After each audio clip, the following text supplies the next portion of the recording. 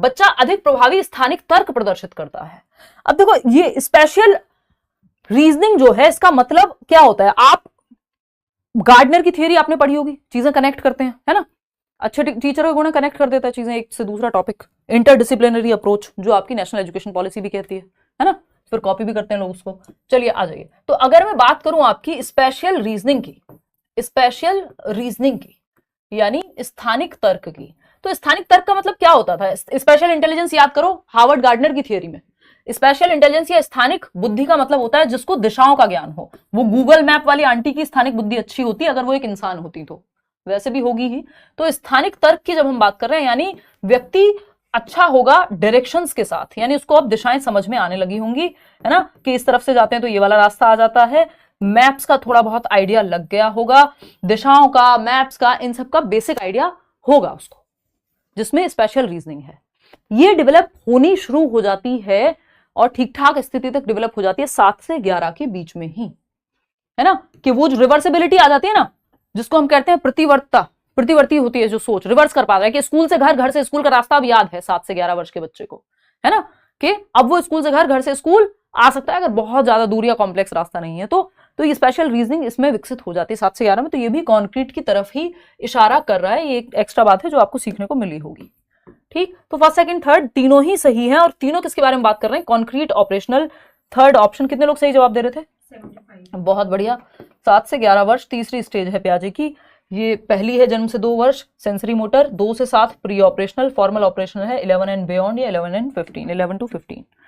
चलिए आगे बढ़ते हैं, क्वेश्चन नंबर 15 देखिएगा और समझेंगे कहानी क्या है। देखिए 5, दिमाग पता नहीं कहां है, फ्लो में चल रहा है। चलो असर्शन क्या है? अभिकथन और reason. The quantity of thoughts of children is the same as adults and the quality of thoughts is different.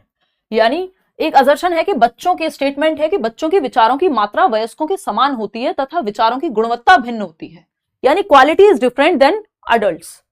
जो बच्चों की थिंकिंग है, थॉट्स हैं, वो बड़ों से क्वालिटी में अलग होते हैं, क्वांटिटी या अमाउंट में सेम है ऑलमोस्ट। क्या मतलब है इस बात का? यानी बच्चा भी सोचता है, आप भी सोचते हैं, एक 24 साल के व्यक्ति और 4 साल का बच्चा भी सोचता है, लेकिन क्वालिटी अलग है थॉट की। जैसे हम कहते हैं भाई एक पेन की क्वालिटी इस दूसरे पेन से बिल्कुल अलग है, मतलब क्वालिटी का मतलब क्या है?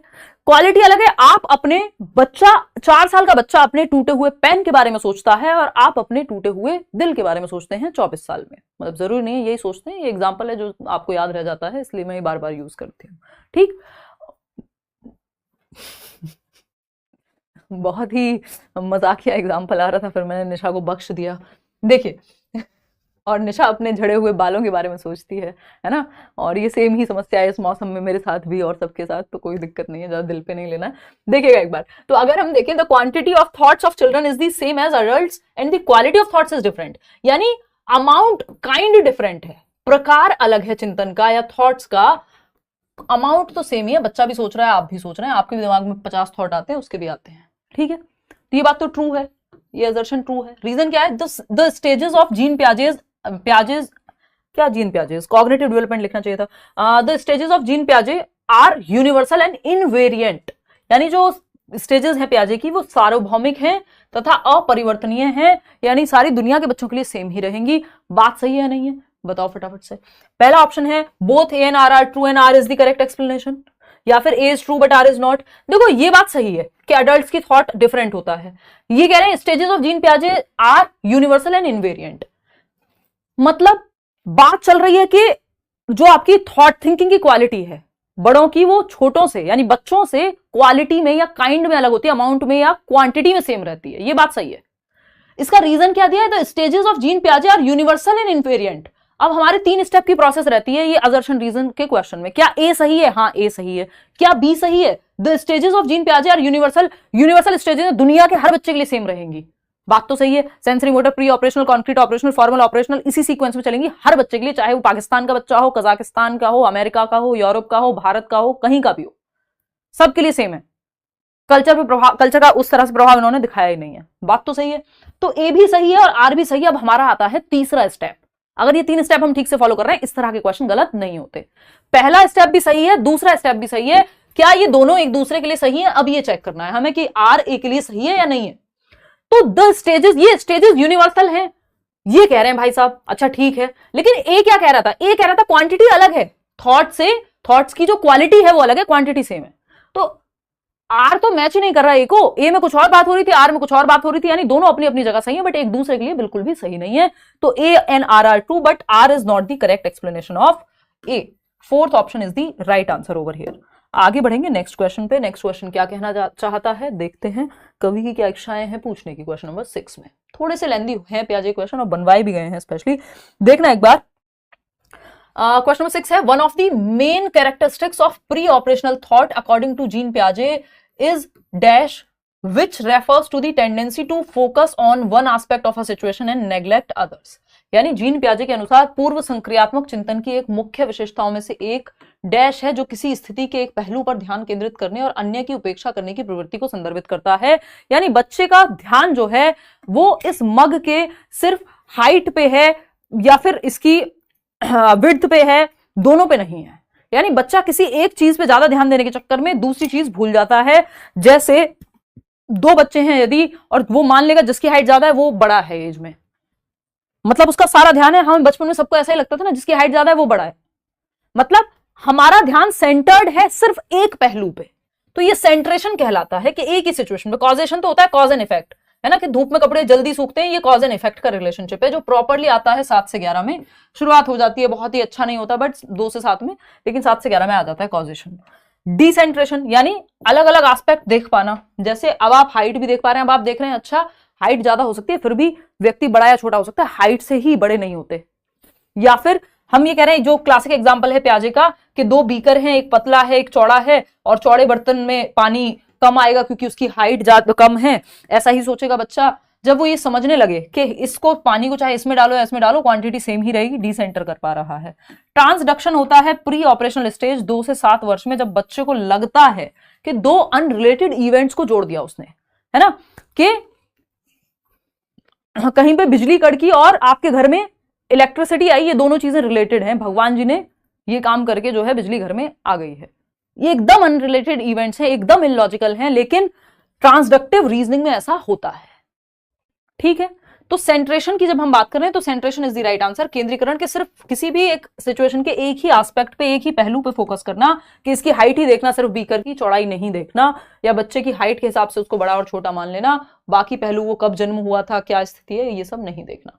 देखो 4 एलिमेंट जो होते हैं पियाजे की थ्योरी में, उस पे आएंगे अभी। MESE होता है, वैसे मैं लिख भी देती हूं, अभी आप ये वाला क्वेश्चन कर लो फिर बताती हूं। फटाफट से बताओ क्वेश्चन नंबर 7। हाँ फटाफट से बताओ।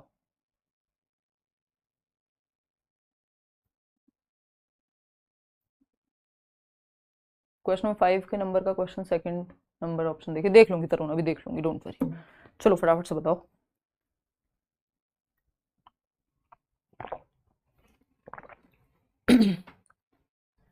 जवाब देना है बहुत ही तेजी के साथ, देखना कौन सा जवाब सबसे ज्यादा दे रहे हैं लोग। 2 कह रहे हैं आप लोग, चलो ये तो आसान क्वेश्चन है। 4-year-old Aparna says that a button is alive because it helps tie her shirt together. According to Jean Piaget, her thinking is characterized by what? यानी 4 वर्षीय अपर्णा कहती हैं कि बटन जीवित है क्योंकि यह उसकी शर्ट को एक साथ बांधने में मदद करता है। जीन पियाजे के अनुसार उसकी सोच क्या दर्शाती है?